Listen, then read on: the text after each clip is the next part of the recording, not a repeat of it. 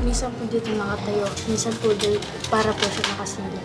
Nakasilip? Doon siya nakasilip? Ay, saan ba? Po. Ah, dito. Nakasilip siya dito. Wala talagang boyfriend. Mas gusto Baka natatakot ka lang kay mama mo, kay papa mo. Ano pong masasabi niyo pagka minsan pumapasok siya, dala-dala po yung apo niyo? Maawa po. Kaso kailangan ng gatas ng bata. Pero hindi po namin akala nung pag lumaki, nung ano na yun, hating gabi hanggang alas 2. Nagigising siya, ginigising ako. Meron daw nga po nung parang namamasweet lang. Kaya sabi ko matulog ka na tsaka lang magdasal. Eh yung oras po noon, gising ako. Yun nga po, naririnig ko naman, may namamasweet. 2 beses lang. Kasi nahanap ko, hindi ko po makita. Basta rinig ko lang yung 2 beses niya, parang may naglalakad. Tapos pabalik-balik. May gumagalaw, wala rin ma. Sabi ganon. Kahit idiin ko pa, sabi ganyan, hindi naman masakit. Kaya ang ginawa po magpa-check up tayo. Pina-pregnancy test ko po siya, nakailang kami. Kaya nung binalik po namin siya doon sa doktor, sabi nung ultrasound mo siya ulit. Pina-ultrasound naman po. Kaso yung wala siyang walang bata pero may heartbeat. Meron po yung nilalagay sa kasi pinatingin ko po kung virgin pa o hindi. Hindi po mapasok yun. Kasi maliit. Ang sabi nung sa kanya, hindi pwede yung isang doktor. Kasi pag pililit natin ipasok yan, duduguin siya, masira yung virginity. Sabi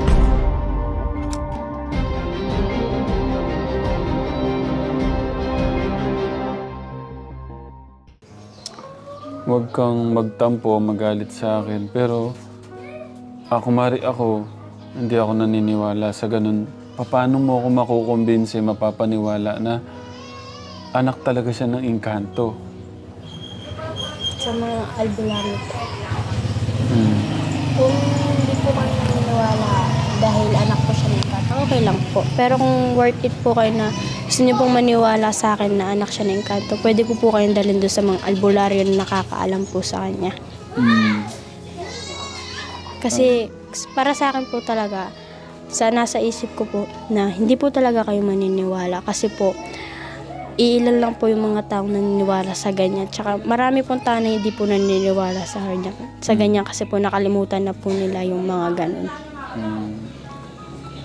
So, inaano mo na anak talaga siya ng engkanto. Hindi yung baka natatakot ka o naiya ka lang kay papa mo kaya ayaw mong sabihin na may boyfriend ka. Anak po talaga siya. Hindi po ako nagsisimula kasi po alam po ng mga magulang ko na hindi po bawat alis ko po na pinapasama po nila yung isa sa mga anak nila o yung kapatid ko po. Kasama ko po sila sa pagdala ko. Kahit po sa pagpunta ko lang po sa tindahan, may kasama po po akong kapatid. Gusto kong malaman may boyfriend ka. Wala po. Sa totoo po niyan, kahit po matawa ko, hindi ko po gusto yung mga lalaki.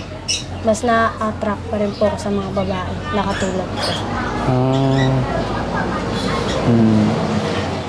Pero paniguradong maraming nanligaw sa'yo.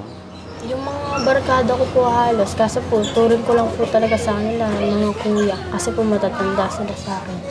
Pumapayag naman po sila na maging kuya ko lang. Dami pong nanligaw sa akin, sinasabi ko lang po na hindi po ako nagpapaligaw kasi ang mga turing ko lang po sa kanila kuya. Ganun lang po yung sinasabi ko sa kanila. Tsaka pinapaliwanag ko po kung bakit hindi ko sila gusto. Kasi po mas gusto ko po yung mga babae. Pero kumusta ka ngayon? Okay ka lang? Okay naman po. Kaso nga lang po, may kontrang problema po kami sa ng bata. Yung mga gatas po. Kasi po si Papa ko wala po siyang nahanap ng trabaho ngayon. Naghihintay po siya ng trabaho niya. Ngayon po, nag-ano po. Si mama ko po kaya po nakapaglaba siya. Kasi po wala po kami bigas ngayon. Nag-ano po siya ng pambili niya. Tsaka po yung sa gatas ng bata. Sa mga kabataan ngayon, sa tingin mo ano yung aral na pwede mong ma-share sa kanila? Kung gagara po sila, huwag po silang pupunta sa malilim na lugar. Lalo na po sa mga gubat, maraming puno. Kasi po, Tulad po ng mga manggahan, huwag po silang pupunta doon kasi doon po maraming naninirahan na katulad po ng mga kapre, ganun po. Mag-ingat po sila palagi kasi po tulad po ngayon, hindi po natin nakikita kung nasa tabi lang po natin yung mga engkanto na sinasabi ko or nakamasted lang po sila sa atin. Maliban dun sa nakabuntis sa yung kapre, may iba ka pa bang nakikitang mga engkanto, ganon? White lady po, tas duwende. Yun po, madalas ko makita. Hindi lang po ako yung nakakita, pati po si mama. Pati mama mo? Nakita niya din po. So meron kayong third eye? Yung sa akin po, hindi po masyadong nakabukas. Pero po yung sa kanya, nakabukas naman po talaga yung kanya. Ayan pala si nanay. Nay, dito po. Kakarating lang po mama mo. Dito po. Usagan ng konti dito. Okay. Galing daw po kayo sa Sa Salui, sa ospital pa. Kaso lang po, ang ibibigay lang daw, yung lang niya. Yung medical, lang, doon sa mismo mga anak. Yun lang daw po maibigay. Pero yung lahat daw po, hindi daw po pwede. May nakwento po yung anak niyo. Yung daw pong apo niyo, anak ng kapre. Hindi naman po namin inaasahan yun. Paano ba yun? Hindi po namin yung kung saan po siya. Basta po yung... Siyempre hindi ako naniniwala talaga. Wag ko kayong magalit. Okay naman po yun. Paano niyo ako mapapaniwalang anak siya ng kapre? O yung apo niyo? Nung una po kasi, ilang months po siyang hindi nagregla. Tinatanong ko siya kung may boyfriend. Alam ko naman po talaga na wala. Kasi hatid sundo, eskwela. Wala, hindi naman po siya. Maglalak, may pupuntahan ma po, pero alam ko. Pero binibigyan ko siya ng oras kung ano oras siya uuwi. Umuwi naman po, pero alam ko talaga wala siyang boyfriend. O once po na sabi nung unang doktor, ovarian cyst lang kasi buko lang po yun eh. Hindi, pina-check up ko po. Binigyan siya ng gamot. Nung binigyan na po siya, 1 week na po siyang uminom ng gamot noon. Doon po kami nagtaka bakit po kasi lumalala habang umiinom siya ng gamot. Tapos nung pina-ultrasound po kasi yan, una pong ultrasound, wala po sila nakita ang bata, pero meron silang heartbeat. Pero sabi lang sa akin yung doktor na daw po yun, normal na heartbeat ng bata, pero wala po silang nakita. Kaya saan sabi, alagaan na lang daw po namin. Ilan taon po si Ate Princess nung nasabi ko sa inyo na may nakikita siyang mga kapre, ganun? Bata pa po. Pero hindi ko pa siya pansin noong una yung nang may nakita siya. Siyempre, mga 8 years old, 10. Pag may sinabi po siya, hindi namin pinapansin. Sinabi lang namin, wag siya nagpupunta sa ganyan. Pero hindi po namin nakalain na ganyan. Okay, wait lang muna. Ano po pangalan niyo, Nay? Christina po. Ilan taon na po kayo? 34 po. 34? Opo. Kabata niyo pa po pala. Pwede pa kwento ko sa amin, Nay Christina, paano nagsimula yung Inka-Engkanto? Yung pong once na nung panahon... Ilang taon po siya noon? Paano nangyari lahat?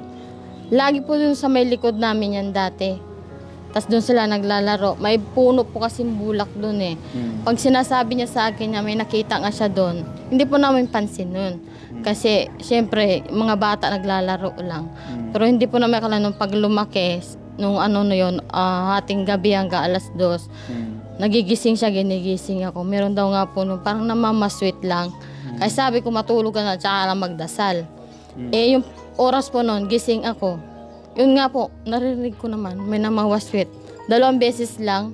Kasi nahanap ko, hindi ko po makita.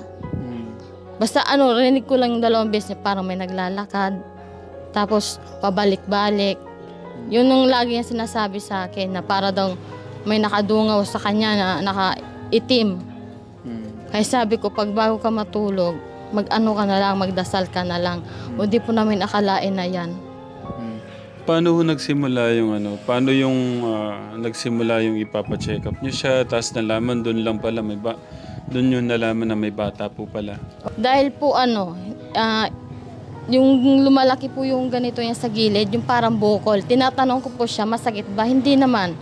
Oh, may gumagalaw ba? Wala rin ma. Sabing ganon. Kahit idiin ko pa, sabing ganyan, hindi naman masakit. Kaya ang ginawa po, no, magpa-check up tayo. Pina-pregnancy test ko po siya, nakailang kami. Wala po talaga.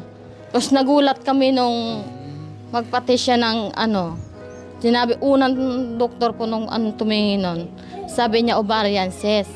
Tapos sinabi niya nahirap nga siya magdumi. Tapos tinanong ko hirap siya hindi naman, basta magdumi lang. At saka yung sikmura laging mahapdi. Kaya ang ginawa, baka yung pag hindi siya nagre-regla, baka yung bukol daw sa matres, ovarian cyst. Kaya doon, binigyan siya ng gamot. Kabibigay po ng gamot noon, 1 week siyang uminom. Lalo siyang nahihirapan. Hindi siya gumagaling. Kaya yung binalik po namin siya doon sa doktor, sabi nung ultrasound mo siya ulit. Pina-ultrasound naman po. Kaso, yung wala siyang walang bata, pero may heartbeat. Meron po yung nilalagay sa puwerta, kasi pinatingin ko po kung virgin pa o hindi. Hindi po mapasok yun. Kasi maliit. Ang sabi nung mag-aano sa kanya, hindi pwede yung isang doktor. Kasi pag pililit natin ipasok yan, duduguin siya, masira yung virginity. Sabi po yung ganon. Kaya sabi lang sa amin, may heartbeat siya. So kung bata man, alagaan yun na lang. Sabi ganon. At hindi ko na daw po siya papagalitan. Para daw hindi siya ma-stress. Mas naano ko po nga sa kanya yung nalaman niya na may yung tiyan niya. Kaya doon siya umiyak na stress talaga siya. Kasi hindi alam kung saan galing. Buti nga daw kung nag-boyfriend na lang daw siya. Paano niyo tinanggap nung siyempre, walang boyfriend yung anak niyo? Nung nagtaka mo po, meron po rin na pilit ko siyang tinatanong.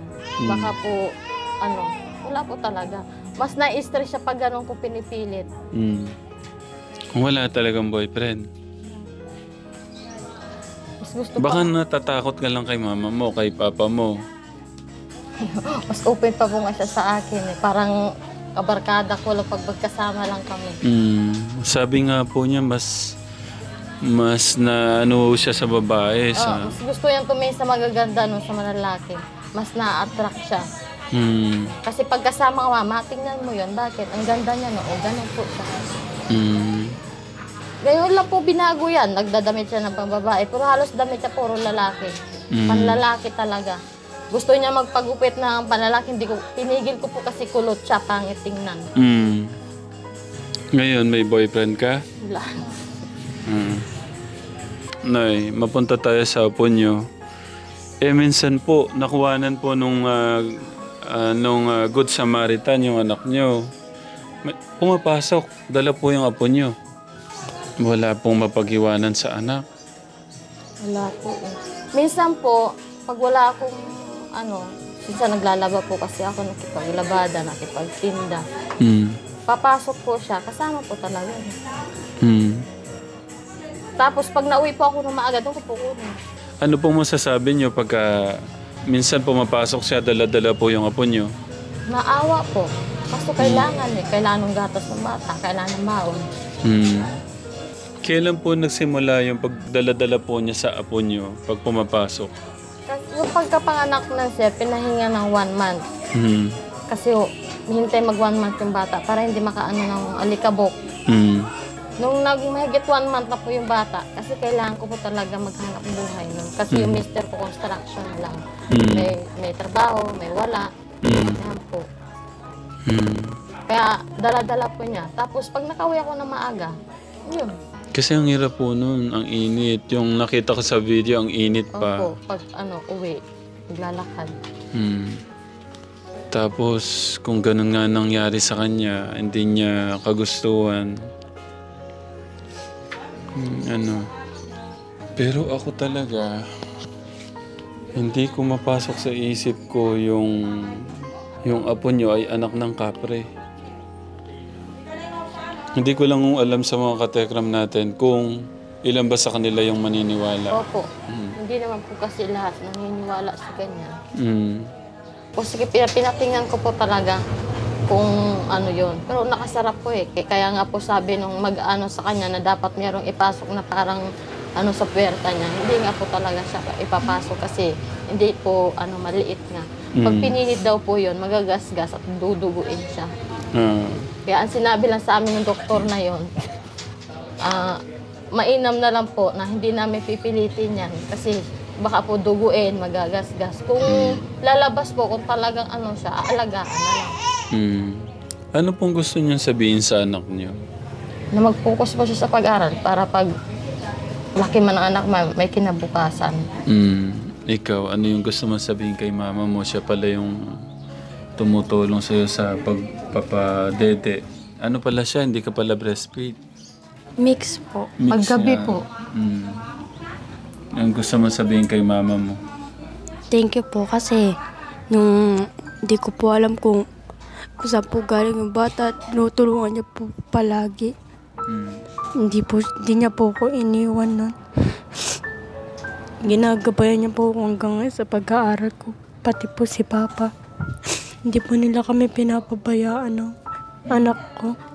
Tinutulungan po nila ako sa pagbili ng gatas nila kahit madami na po kaming gastusin dito sa bahay na hindi po namin mapili. Tapos, pinadescribe ko po sa kanya gaano kataas yung yung engkanto. Okay lang, punta tayo doon. Kung maiaano mo yung height, yung tangkad niya, yumuyo ko dyan. Ito ka, tekra mo. Yumuyo ko daw. Ibig sabihin na taas talaga niya. Tapos, saan ka natutulog? Pwede makita? Nay? Nalinis eh. Kaya na umaga ko po iniwan dyan. Sige po. Okay. Ito yung room mo. Opo, sila po Okay. halos sila nandyan. Tapos, Ayaw po kasi nila matulog dito. opo, room po ng mga kapatid mo. Dyan lang po sila lahat. Dati po dito po kami. Diyan. Okay, tapos ngayon dito na. Ayaw lang kasi natatakot. Saan mo, pwede pa kwento sa amin pagka, nandyan ka, natutulog, saan mo lagi siya nararamdaman, yung kapre? Minsan po dito nakatayo. Minsan po dito para po siya nakasilip. Nakasilip. Doon siya nakasilip. Ay, saan ba? Dito, nakasilip siya dito.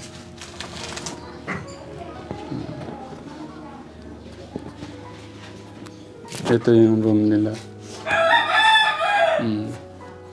Safe yan pagka dapat talagang ganyan, nakaganyan yung bata para hindi siya malamukan.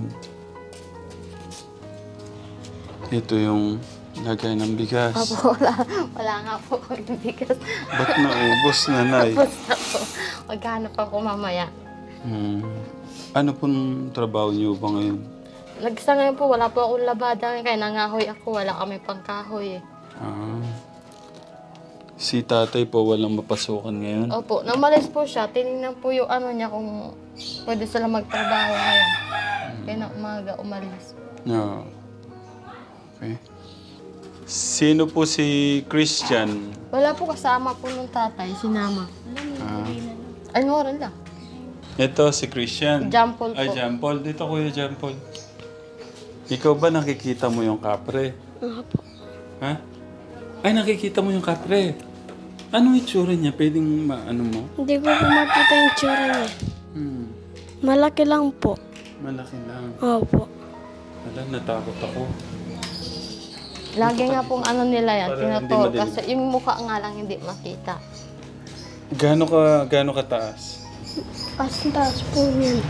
Saan? Ayun po. Ito. Opo. Ano ba yan? Ano naman ako? Okay. Itsura, baka maano mo yung mukha, yung katawan, anong kulay. Hindi ko po makita eh.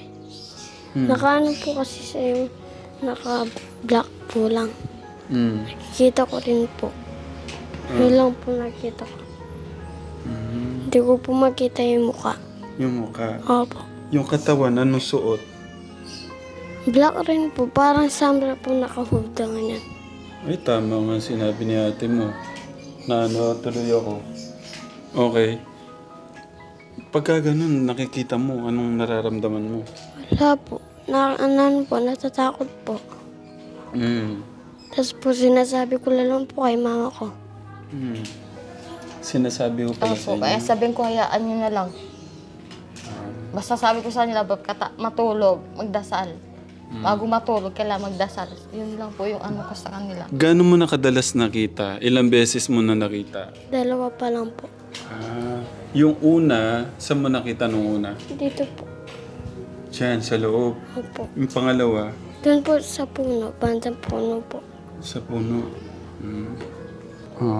Pagka po bago kayo matulog, ito lang pakiusap ko Halos sa inyo. po sila, bago matulog, sabay-sabay sila magdadasal sa loob. Maganda po, sabay-sabay pati kayo na samahan niyo na sila. Bago matulog, pagsikapan niyo lagi-lagi. Kahit yung gabi lang bago matulog. Ate, no? Para pagka humingi tayo lagi ng guidance kay God, lagi natin siya kinakausap, mas tumatatag tayo. Mas magkakaroon tayo ng kapanatagan, kapayapaan sa puso't isip natin. Ganito po, magkano po yung 1 bultong bigas? Bili po kayong 1 bultong bigas. Salamat po. Tapos gatas at konting grocery na ha? Okay po. Marami pong salamat, sir. Welcome po. Galing po yan kay God, kay ate. Tignan ko kung anong may tutulong ko sa pag-aaral mo, ha? Pero gusto mong mag-aral. Gusto ko po talaga makapagtapos para lang po sa anak ko. Ha? Gusto pong makapagtapos para lang po sa anak ko, para po sa kinabukasan namin pareho. Basta ito lang ang gusto kong iwan sa'yo, ate. Lagi mong kausapin si God bago matulog. Kahit ngayon, kahit umahawak tayong bata. Yung paggabay ba sa Kanya? Lagi mong hingin yung gabayan niyo po yung mga plan at decision ko, yung galaw ko, ganun. Para nangingibabaw siya sa buhay natin. Pagka kasi lagi natin hinihingi yung guidance ni God sa buhay natin, hindi tayo mahirapan, i-guide niya tayo. Basta pinili natin yung tuwid, pinili nating mabuhay ng tuwid na ayon lahat sa kagustuhan niya, aayos at aayos yung buhay natin. Nay, lagi nating tawagin si God, yung guidance para umayos yung natin.